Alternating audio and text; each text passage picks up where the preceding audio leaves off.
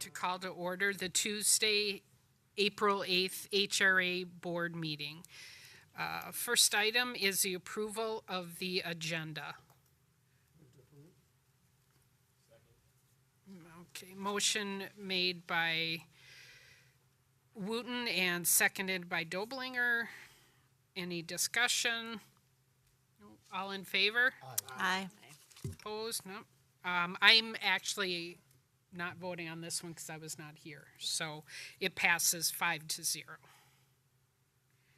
Okay, next is the approval of the minutes from the last meeting. Are there any edits or changes? Okay. Approve as read. Okay, so Wooten made a motion to approve Second. and second by Hugheim. Any discussion? All in favor? Aye. All right, passes 5-0. All right, next item, organizational business.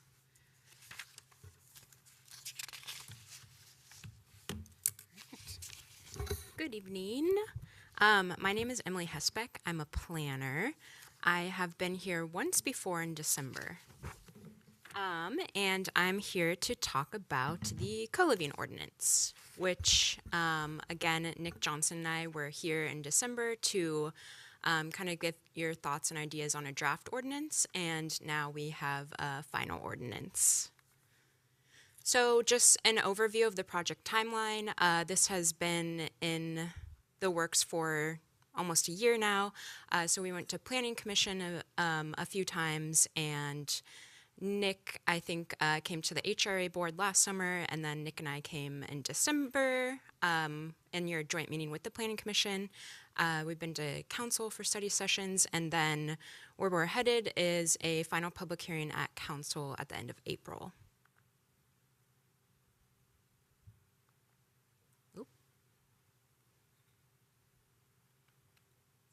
Oh, no, you're good. I never know if it's just like lagging and I'm going to skip like 4 slides or if it's. Okay. Ooh.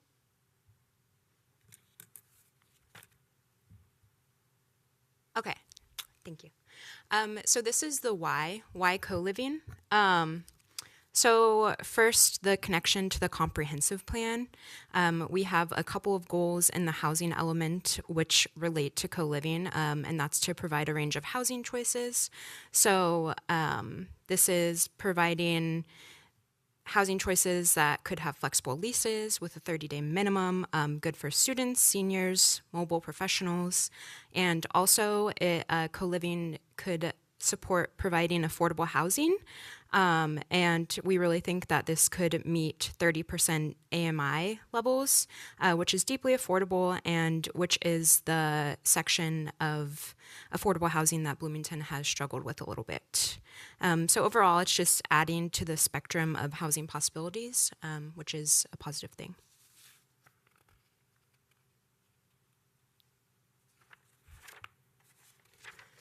I'm just going to briefly go over all of what's in the ordinance. And if you have specific questions about a section, we can go through that. But mostly I'm just going to kind of talk about what's different than the last time I was here. Maybe. Thank you. So definitions-wise, we are changing the definition of family. And I think last time we hadn't decided on a definition. Now we decided to try to be very inclusive, where we are allowing 6 or fewer adults or any number of adults who are all related to each other, along with any minor children in their care. This allows for not only more roommate situations where it can be 6 adults who aren't related, but also more flexibility for multi-generational families. One change that we made to the co-living development definition is that the definition is now calling out that in order to be a co-living development, it needs to have 5 or more co-living units. This is to differentiate between multifamily housing.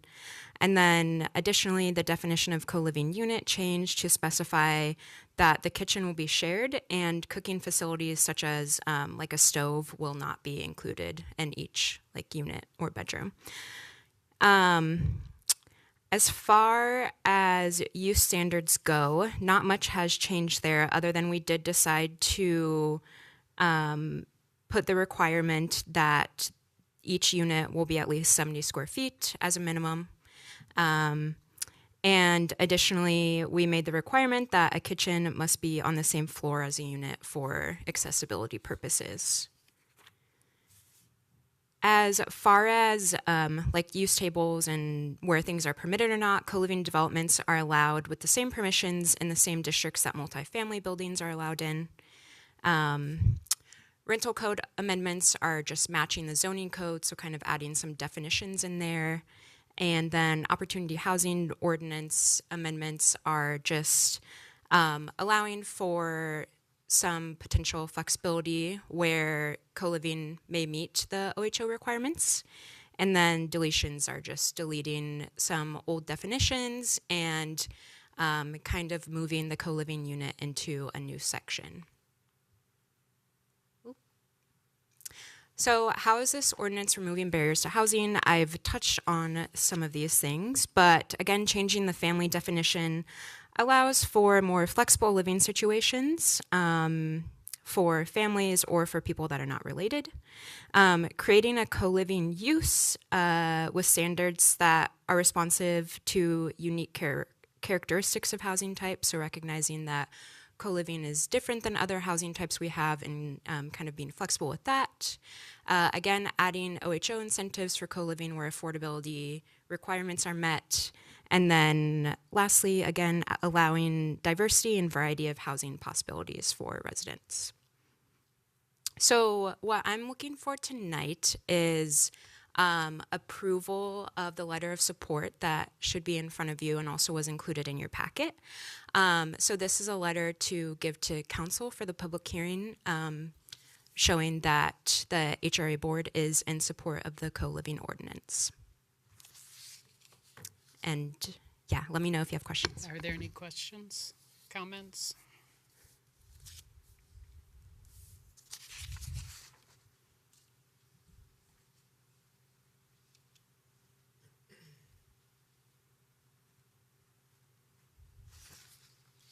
Sorry, go ahead. Thank you, Chair.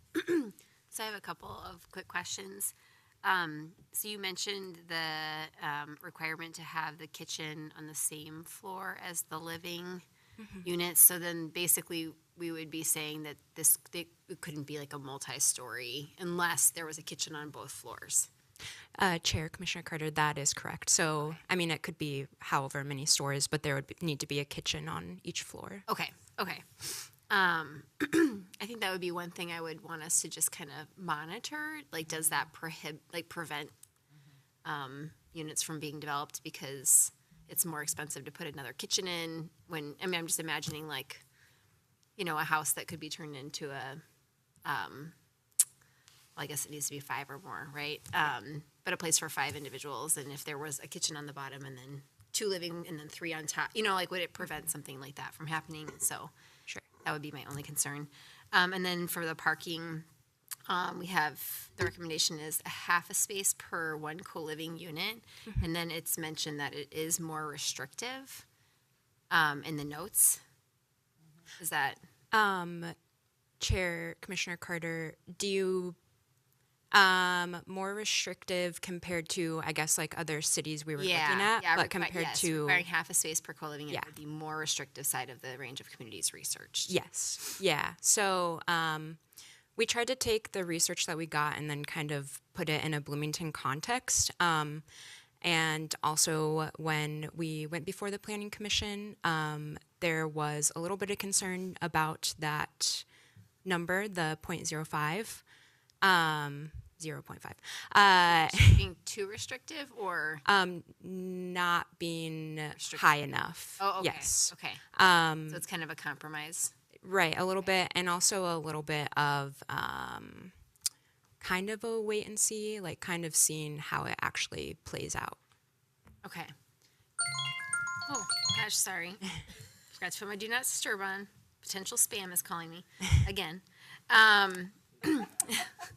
So, yeah, I guess my perspective would be, I know the cost of parking is very expensive, and so you know, if we can reduce, like make it not as restrictive, I would be in favor of that. But I also understand you're getting feedback from a lot of places right now. So I guess for now, I would be comfortable with a wait and see approach. But I anticipate we're probably gonna have to revisit it in the future and reduce the restrictions. So thank you. I'm sorry, were you done? Okay. My question has to deal with the living environment. The max is 6 per facility, right? 6 per household.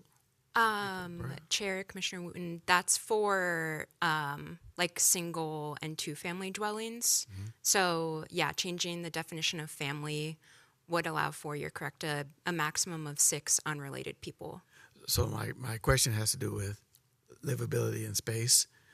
So if the cooking or eating area is going to be on the same floor as housing as the living area is, how many bedrooms, how many bathrooms with that many people? Max.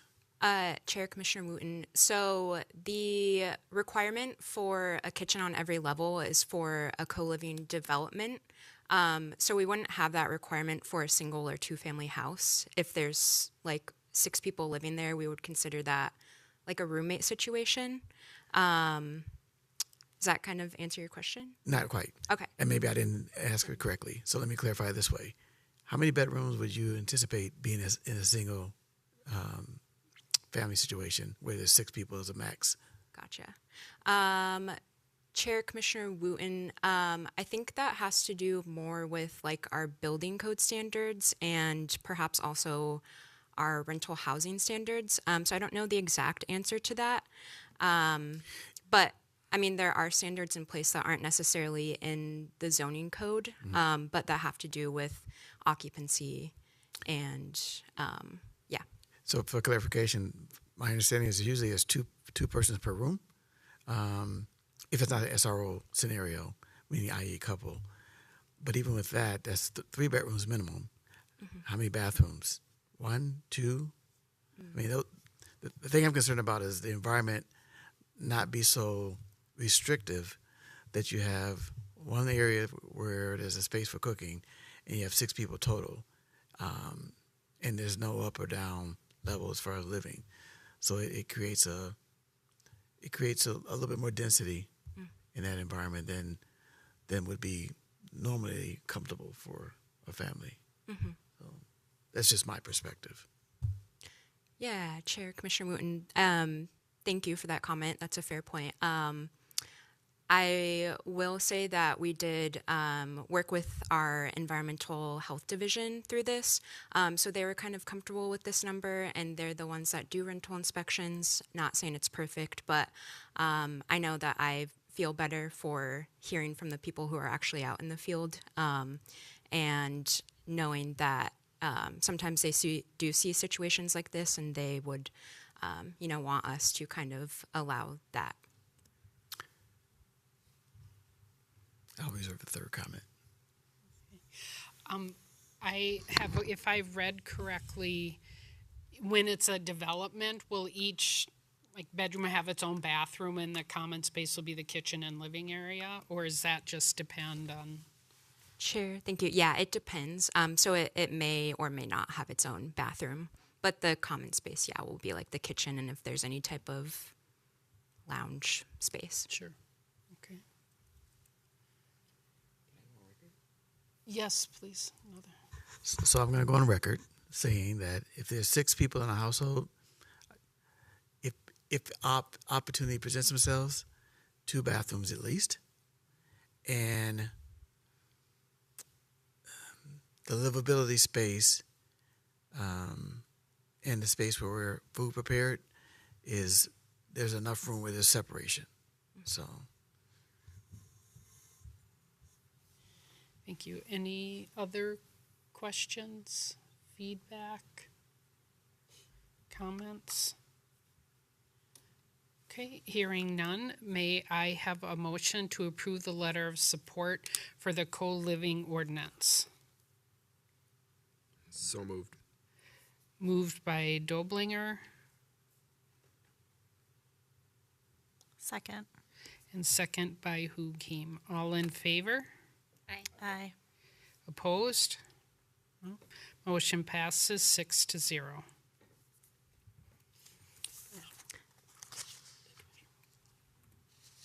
Did you vote? I'm sorry. Aye, you're voting. I Thank you. Thank you.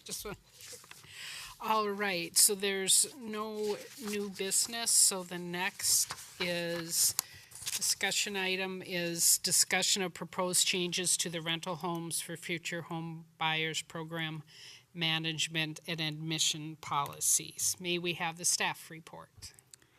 Good evening, Chair, Commissioners. Anna Salvador, Assistant HRA Administrator. We are returning tonight with a conversation that initiated earlier this year regarding the Rental Homes for Future Homebuyers program. We've completed a review of the management and admission policies for the program and are here this evening to discuss our proposed changes and also seek feedback from you as we work to finalize these updates. I do want to quickly revisit the goals of the program. So the rental homes program supports a pathway to home ownership. It does this through affordable rent, and participants in the program also get access to coaching and education. And a core component of the program is this savings towards the down payment that is facilitated through an escrow account for each household. We currently have 21 active rental homes, and based on the board's decision earlier this year, the current income limit for eligibility is between 60 and 80% of area median income, and rents are set at affordable rate at 50% of area median income. Household rent and escrow contributions are recalculated annually at recertification and lease renewal. Also, I just want to provide some fun updates. Already in 2025, we've had one home purchase from the program, and 2 other households are actively either been pre-approved for mortgage and looking for a home or really close to closing on a home. So wanted to share that update, even though we're only in April. And we also, taking feedback from the board, are going to be offering additional one-on-one counseling for all current participants of the program through our partnerships with CAPI and PPL. Another thing I did want to just follow up on too, in our previous conversation, we did receive feedback about workforce development as part of program participation, and we have initiated discussions with the port because they're actually in the process of developing a broader workforce development strategy for the citywide, and so wanted to take advantage of that work that's already begun and potentially connect our partners or our participants with that work. That's all in its very early stages, so we don't anticipate that that would impact our program participants, at least for the next year or so, but it is under discussion. In terms of the admission and management policies themselves, there's 5 areas where staff is proposing changes, and I'll walk through each of them now. All 5 of the changes are attempts to balance the fact that this is entirely a local program, which means we have a lot more flexibility than we do for other programs that are administered by the HRA, but also making sure that this program is meeting the high-level goals that are set for it. Historically, we've relied on Housing Choice Voucher Program requirements to kind of set a foundation and inform this program, but we recognize that we have that flexibility, and so we want to make sure that we're taking advantage of that local flexibility for this local program wherever possible. The first one I'll go into is the application process. So we are currently proposing to move to a more traditional lease-up model rather than relying on a waiting list, primarily because the success rate with our waiting list is incredibly low for a few reasons, but more recently we've been seeing that we are just not getting responses when we reach out to people who are on the waiting list. They're also their incomes are too low to qualify for the program, or they're not currently in a position where they can move from their current housing situation, which means we're contacting a lot more households to fill a single unit, which just adds time for the lease up process. Moving to a more traditional lease lease-up model means that we're working with households who are in a place where they're ready to move. They're actively engaged with the programmatic components of the program and interested in the home ownership and home buying process. And we're incorporating a more equitable process by using a lottery to randomly select from eligible applications. So that would be a change with the new process. And we're hoping this streamlines the lease up significantly for staff, while also allowing us to be more flexible in how we're marketing on a case-by-case basis for each of our properties wherever we can. Also, we are proposing to align our definition of family that's used for this program to the city's definition of family that's currently, as you just heard, being updated through the co-living ordinance. Previously, we were using the housing choice voucher definition of family, which considers a lot of different scenarios that just are not relevant to the households that are served through this program, and it had a lot of additional detail that wasn't necessarily relevant for the rental homes program. So we saw this as an opportunity to align this program with the city's, where the city is headed with their definition of family. The next one is ongoing income limits. So currently the program has a requirement that if the household's income goes above our income limits, they would be required to move. As staff was reviewing this, we thought that this was in direct conflict with some of the underlying goals of the program, which is financial self-sufficiency and homeownership readiness. We recognize that an increased income is really helpful for buying a home, but it's only one of a number of different factors that go into that consideration. So while their income may go up, they may still need time to do work on their credit or complete those education requirements. And so we're proposing at this time to just remove that language entirely. We also see it as a benefit. If their income goes up, that just means they're able to save more for their down payment ultimately. So that's the thinking behind that one. And then we also are taking some language from Housing Choice Voucher again, but just to kind of define the difference between a temporary and permanently absent family member. And this is more just to provide clarity for staff as to what income we would count in certain situations and what income we would not count, depending on the circumstance. And then the last proposed change is around financial hardship. And we kind of see the goal of this as a housing stability mechanism within the program. So it creates an avenue for a household to remain in the unit and pay their rent as they navigate a challenging financial situation for their family. The goal ultimately would be that when the household ultimately leaves the program, they're not starting off in the negative with a significant balance of unpaid rent when they leave our program. And to qualify for this exemption, the household would have to be, the hardship would have to be considered long-term, which means it's lasting over 90 days. And otherwise, the household would need to be on track for meeting program goals. And they've demonstrated that they've exhausted all other forms of emergency assistance.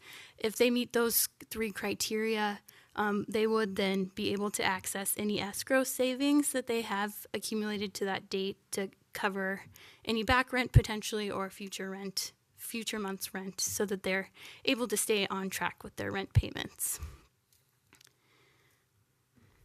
We also incorporated some other kind of clarifying language, mostly documenting our re-examination appointment process, because that was not previously included in the manual, and then adding a definition of criminal activity, which just helps, again, provide administrative clarity. And then we aligned our rent collection policies with current state law. We're now going to transition into the discussion portion. There's a few questions on the screen, and those are just more meant to guide the discussion, but really we're seeking feedback on those proposed changes, or if there's other items for consideration that you'd like us to incorporate. Commissioner Wooten? I'll yield to Commissioner Issei first. Commissioner Issei. Oh, thank you. I appreciate it. Yeah, I just had a few comments. So, firstly, I am in support of, and I commend the idea of changing kind of the income limit aspect of this, because you definitely want to incentivize good decisions, right? And people having the ability to make those good decisions and having a surplus. So I commend that. I think that's a great idea. But I am just a little bit concerned about the lottery aspect. I understand why you guys would kind of want to do that, because it would just help save like time, administrative time. But it is a little bit concerning because, if someone kind of went in early on and went through the whole process and did the steps, I think they should be able to kind of get in first. I understand it's difficult, but if there's another alternative to that, I would be interested in that. Thank you. Commissioner Wooten? Can I actually? Oops. Yeah, Chair and Commissioners, if I could just quickly clarify. So, previously we had a wait list where somebody would formally apply and then be on a very long-term wait list. Part of the reason we haven't had success is because we haven't had that wait list open since 2018. And so this proposed change would be, it would be a limited opening of applications, so like 10 days, 2 weeks, a shorter period of time. But instead of having the very first person who comes in the door, it would be like within that limited application period. So you'd still be allowing folks who are, more ready based on, we would have like an interest list as opposed to a wait list. So you'd still have folks who are more ready and who are invested in responding quickly to an open application would be able to respond to that opening.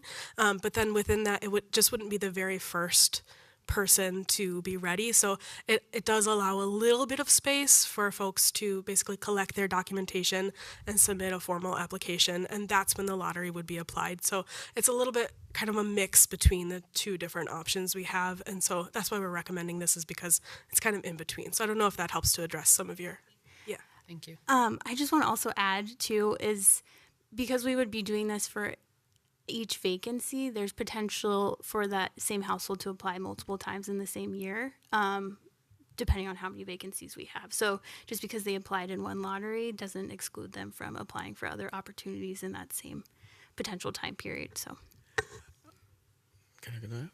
Yes, Commissioner Wooten. So I'm actually going to tag on Commissioner Issei's concern. There are people who sit on the lottery list for a while, and for whatever reason, rules get changed and they get purged off and get frustrated. And so they may not apply because they've been on for so long. That, coupled with the fact of how we're going about doing this marketing and where we're going to do this marketing, that's a concern I have for the application process. I have a couple other questions, but those are two for the application process that kind of concern me. thank you, Chair. Commissioner Wooten, I think that was kind of our thought process for moving away from the waiting list process, is that it was a number of years that they have been waiting on the list. By the time they were selected, their circumstances have changed and they're either no longer interested or we can't get a hold of them. And so that was kind of the thought process behind moving towards like an application for each house when it becomes vacant, so that it's a more active list. And then, yeah, I had another thought, but I lost it. So go ahead and ask your questions, and I can. So along that line, all I see this is an upgraded version of the waiting list. We basically are putting the word out when there's a space available. People apply, lottery, they don't get on it. So then at that point in time, they're kind of like, well, you're out of the game until you go to another opening. So it's not necessarily a whole lot different than the original waiting list, only that it's a shorter period of time. So I can't sit here and voice that any more direct than I have. And that's my opinion, may not be anybody else's, but that's mine. And I've worked in this field, so I've seen how waiting lists disillusion folks from being actively able to get involved with things. So you may not be able to answer that question, but that's what my opinion would be on that. Commissioner Wooten, I also wanted to address your question about marketing. That was the other component of your comment. So with each opening, we would implore an affordable affirmative marketing plan is what it's called.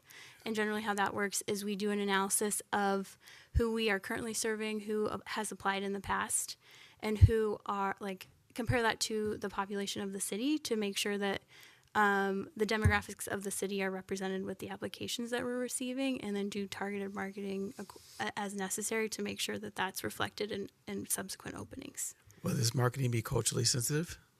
Yes. Because that's one of our priorities, is to make sure that folks who are not representative in home ownership have a chance to truly be involved. And that's another concern of this, new upgraded type of marketing. But I probably a little bit more emotional than that than most people would be. You mentioned a point about something that was wasted and is considered to be relevant, and I couldn't remember the slide you pushed out there, but you remember that point? I believe it was the income limits, the ongoing income limits. Yeah, I didn't make it. I didn't make a good note of that. Oh, okay. So on the financial hardship, what supports financially are you looking at providing for families that are in that hardship period? So the financial hardship provision would allow them to access their escrow account, so any savings in their escrow account to cover rental costs to stay in the unit. Good. That's good. I'll relinquish. I have actually a question along that line. How long can they access their escrow for hardship? I mean, at what point does it become their money's gone? Is it a case-by-case basis? Is it a certain amount of months? Yeah, thank you, Chair, for that question. So the way it's outlined currently in the hardship provision draft is that until they can have access to that escrow account until either it's exhausted or the hardship is over. So, and that obviously will vary from situation to situation. And because escrow accounts are going to range in the amount that's left, I think that would be more of a control of when the hardship would be over. Okay, thank you. Commissioner, I think Hugheim was next. Thank you, Chair. With the absent family members and the potential impacts to household income, can you expand a little bit more on that? I just want to kind of get a better understanding of where you're coming from with that, because I can see some confusion and I have some concerns with that, making sure we're doing. Yeah, thank you, Chair. Commissioner Hugheim.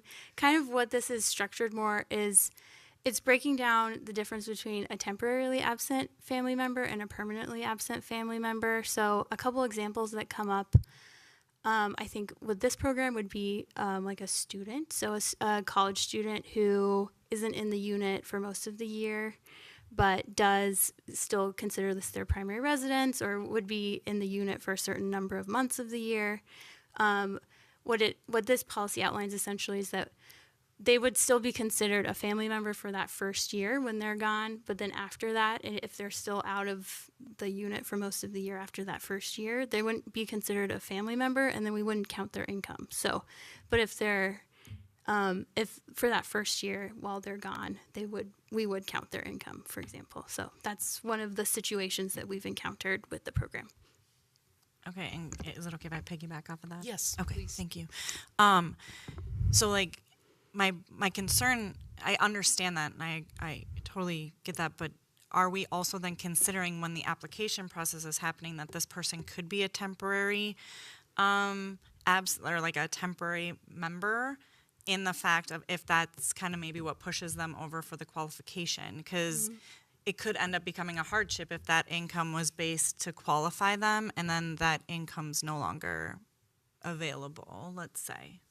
So kind of making sure that we're covering our basis of getting that during the application process as who could be a temporary member and or an absent member. Yeah, thank you, Chair and Commissioner Hugheim. I would say, yeah, it's kind of hard to anticipate that always, right? Because circumstances can change over a 5-year period pretty drastically.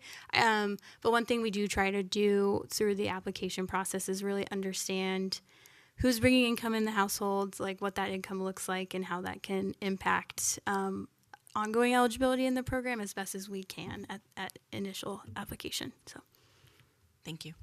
Commissioner Doblinger? Yeah. Can you move to the second to last slide? Yes. this one? That one there. definitions for criminal activity seems pretty vague. And what are the implications and definitions that were added?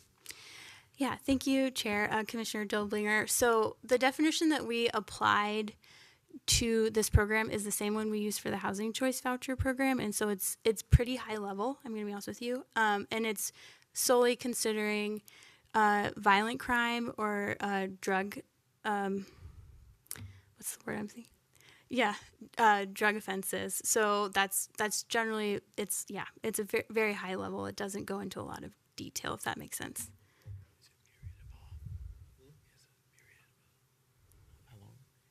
Is there a period involved? Sorry. No, it's okay. Like the statute of limitations involved this? So, thank you. So that is captured more in our screening criteria and less in this actual document. So our screening criteria for the program goes into a lot more detail about like how long an offense can be, like on someone's record before and whether we would consider that as for eligibility of the program. We don't go into that level of detail in this document, if that makes sense. Do you have a follow-up, Commissioner Doblinger? Okay. So are the laws that are used for that set by the Fed then? Or if something changed in HUD, would that change the definition of criminal activity on our end? The definition itself doesn't actually cite any HUD regulations. It's just we've essentially taken the language from the HUD definition and applied it to this program, so there wouldn't be any like tying in the future. Like if that definition were to change, we wouldn't necessarily be required to change it here. Thank you. Commissioner Carter? Thank you, Chair. So this is in reference to page 64 in our packet, I think, and it's under the program information, correct? That's what we're talking about, right? So it just says not engage in drug-related criminal activity or violent criminal activity, including criminal activity by any family member, including possession or use of illegal drugs by residents or visitors. And then there's another underneath is the edit. It says violent criminal activity. Is that what this is what the section we're talking about? Yeah, that's correct. Okay, so it is pretty high level, and it's more about the program requirements.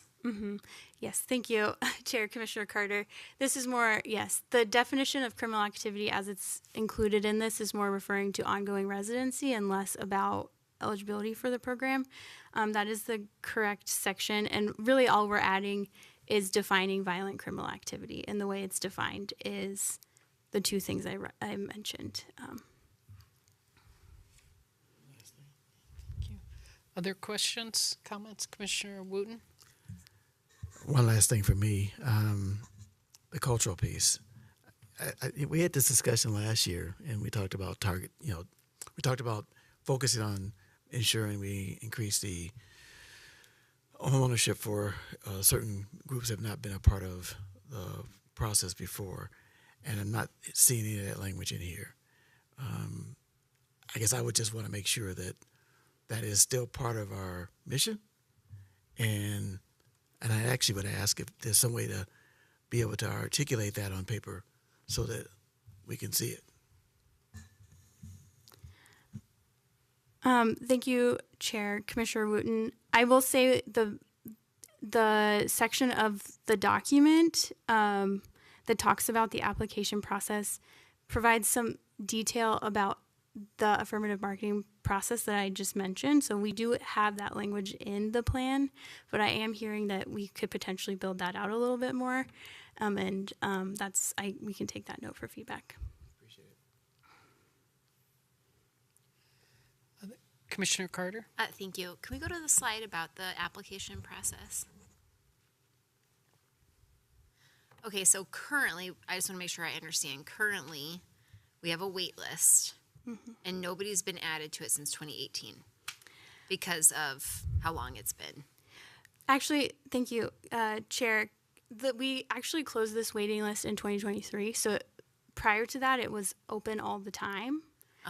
The way that it was marketed was the same way that we market our housing choice voucher waiting list. So what we were encountering is that we were getting applicants that were just interested in affordable housing and not necessarily the home ownership component of the program. I think that's also why what we're seeing now with the households that we're selecting is that they tend to be lower income than what this program is targeting.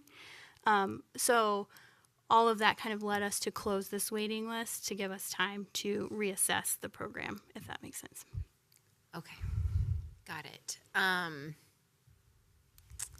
Okay, I guess now, I mean, listening to the comments from fellow commissioners, my initial instinct was that it made sense to do it kind of more of on a lottery basis, and sometimes it's actually more equitable because, and we see this with the child, like the camp programs, is like the person who can be online at 10 a.m. and get the first spot, often, I mean, like, it just, if you are in a position where you can't do that, then you're at the bottom of the list or you get on the wait list, right? And it's not fair.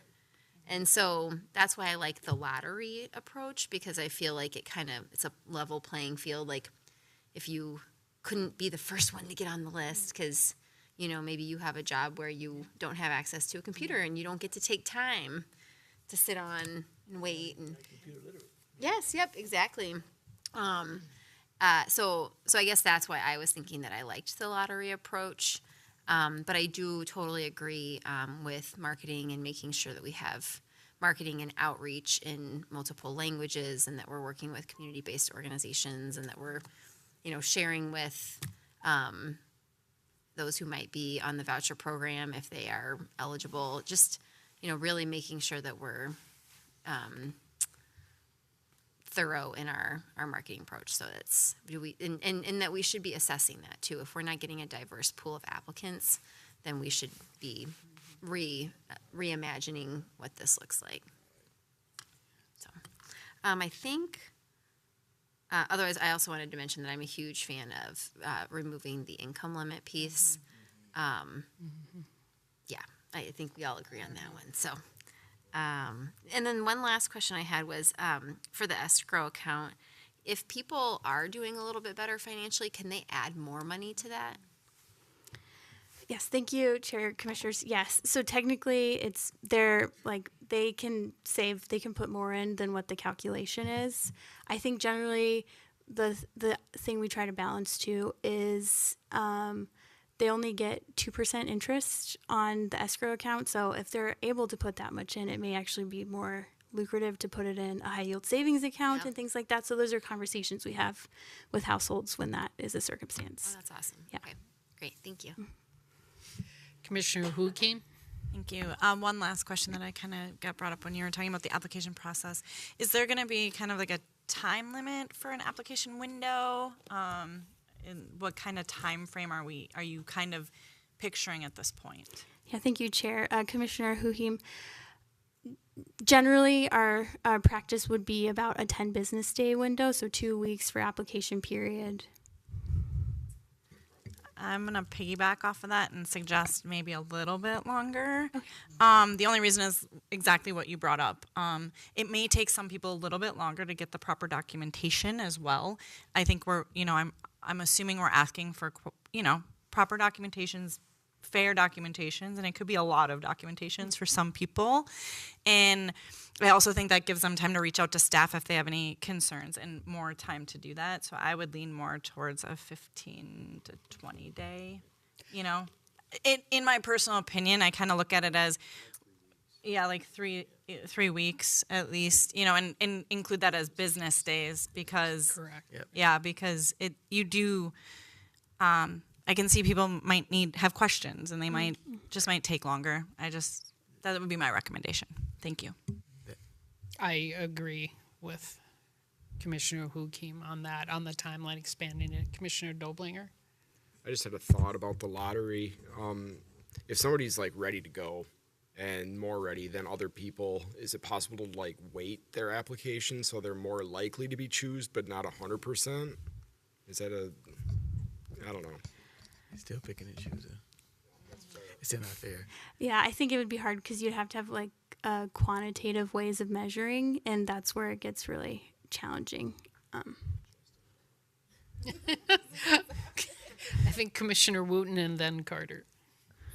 I don't want to beat a dead horse, but I'm just concerned about the marketing piece and the communication, because this is it feels to me a little bit different than what we talked about in relationship to how we were going to approach this last year. So, and I looked all through my notes. I'm sure I'll find it once I go home tonight. But yeah, that's the piece that concerns me most. Thank you. Commissioner Carter? Sorry, just clarifying. So when people apply, they just kind of generally put their name in, and then if they're chosen, then they would go through the process of their application paperwork. And then I guess my follow-up question to that would be that if they do all of the application materials and it doesn't work, but they could come back at a later, if they're chosen again and could come back at a later date, do they have to start all over again, or can they kind of start where they left off? Does that make sense? Yeah, thanks for that question. So we would do what we kind of call an initial application. So it'd be basic information just to do an initial screening for eligibility, because we want to make sure that the lottery includes only households that are eligible for the program. So there would be some sort of initial application for the lottery component. Once they're selected from the lottery, then we would do the much more in-depth application, get verification documents for all income and assets and that kind of a thing. So if like another application is within a certain time period, so our rule of thumb is 90 days, that we consider that income still accurate and relevant for 90 days. So it would kind of depend on when the next application cycle is, whether or not we could use that same information they already submitted. Commissioner Wooten? Since you opened that door, if we're going to kind of dispense with the income level, at least broaden the income level, then why wouldn't anybody who was able to apply not be eligible per se?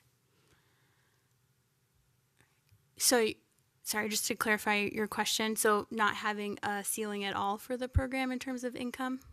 Well, there's a top ceiling maybe, but not a lower. The issue that I heard you say was that people weren't qualified from the standpoint of having enough income. Mm-hmm. So if we're going to, basically kind of take away that floor, why would no one be, other than upper level, why wouldn't they be eligible in some way, shape, or form? I think the challenge is we have to set the rent at a certain amount. And so we want to make sure that wherever we're setting the rent is tied to the incomes of the households we're serving in the program, because a household with a lower income, they would not be able to achieve some of the goals of the program, including paying into an escrow account. So because they would essentially be required to pay base rent and potentially be cost burdened significantly with that base rent if their income is really low, if that makes sense. Well, Chair and Commissioners, too, just to clarify, so the initial screening would still have that range of the 60 to 80% AMI, and then the change proposed here is that there basically wouldn't be an annual recertification, that they're still within that range, so then they would be able to increase their income at a later date, but the initial screening would still include making sure that they're within that range. I understand the up, but it's the lower part that I'm more interested in. They drop below that rate, so there's a way to keep them in. I guess I have a comment on that. You have to have a certain income to qualify for a mortgage and such, so we don't want someone paying into this program for 5 years who's not going to qualify for a mortgage. I get what you're saying, but that's my practical realtor background saying that. Administrator? Yeah, Chair, I might also just note there is a little bit of flexibility also for income decreases because of the way the rent is set at that 50% AMI level, but we're accepting folks at the 60 to 80%. So some small decrease would still technically fall within those affordability levels. So there is a little bit of leeway for income decreases as well. Other questions, comments? Well, we thank you. Administrator? Yeah, sorry, one last question, Chair, Commissioners. Just wanted to clarify the discussion on the lottery. So it seems like folks are generally supportive of the structure that we've laid out with the recommendation that we keep that period open for 3 weeks. I'll note that the language in the manual doesn't specify a period, so we will take note that when we administer, we'll keep it open for 3 weeks, and then we can kind of see how the proposed change still gives us flexibility. If that's not enough time or if that's too much time, we can still be flexible without needing a manual change. Thank you. Right, thank you. So the next item is administrator updates. Okay, Chair and Commissioners, my only update is that we have a meeting next week instead of in 2 weeks, and that is the joint meeting with the port. So we'll be doing mostly informational items at that meeting. It's the All Things Housing report, as well as some other market information, and then there will be one voting item on, if you remember when the OHO was first implemented, it was following a Nexus study, and so the passage of that ordinance required that in 5 years we do another updated study. So we'll be discussing selecting a consultant for that process. And so those are the two main items. And then following the joint meeting, there will be a short HRA meeting to get through a couple of items. It'll be mostly items on consent. And so it should be a fairly short meeting for the HRA meeting directly following. But make sure not to leave when we recess with the port. Thank you. Correct. No meeting on the 22nd. It's at 6 o'clock still. Yep. Yeah. Just a quick note that making sure that everybody is checking their emails as the volunteer appreciation is coming up. So just kind of a note you need to RSVP for it. So it's, I think, the 29th or something. So just kind of a reminder. Thank you. All right. Well, that is the end of our agenda. May I have a motion to adjourn this Tuesday, April 8th meeting of the HRA Board? So moved. Moved by Hukim Second. and second by Issei. All in favor? Aye. All right, opposed? Okay, passes 6-0. Meeting is adjourned.